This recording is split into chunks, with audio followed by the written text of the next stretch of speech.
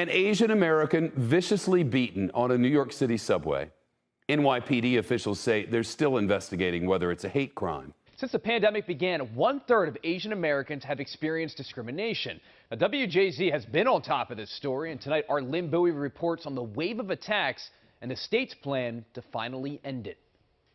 Sickening videos capture the surge in hate crimes against Asian Americans nationwide. Most of the attacks were in public, and many of the victims elderly. One of the most vicious attacks happened in Baltimore. Haishin Williams was closing up Wonderland Liquors on Pennsylvania Avenue in May, when police say Daryl Doles grabbed her by the hair, pushed her face to the ground, kneeled on top of her, and struck her in the head with a concrete block. Her sister Haegyeon Yoon rushes over to help and also gets beaten with the brick. Both women, who are in their 60s, suffered severe injuries, multiple lacerations, swelling, and bruising.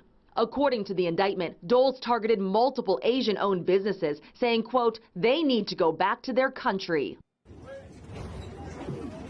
The J-train beating is brutal. Fists flew both ways until they didn't. Eventually, an Asian man passes out after getting punched, choked. Bystander intervention trainings. It was several miles away in Bensonhurst where that came up. Publishing and distributing pamphlets to explain how victims can report crimes, and establishing a special state police commander who will only deal with hate crimes.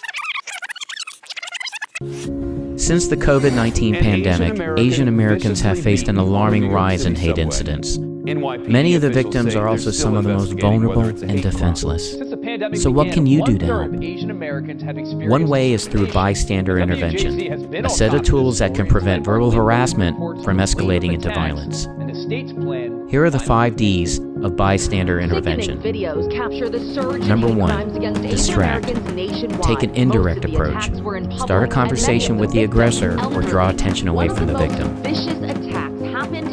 Number 2, delegate. Get help from somebody else.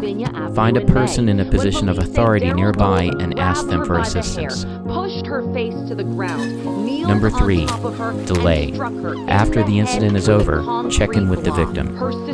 Ask if they're all right or if they need you to take them somewhere. Number 4, direct. After assessing your safety, speak up. Tell the aggressor to leave the victim alone in a firm and clear voice. Number 5, document.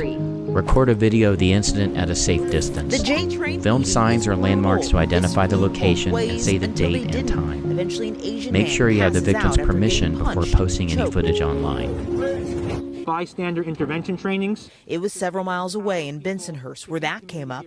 Lawmakers, community activists on hand to support 2 women who believe that attackers spit on them because they're Asian.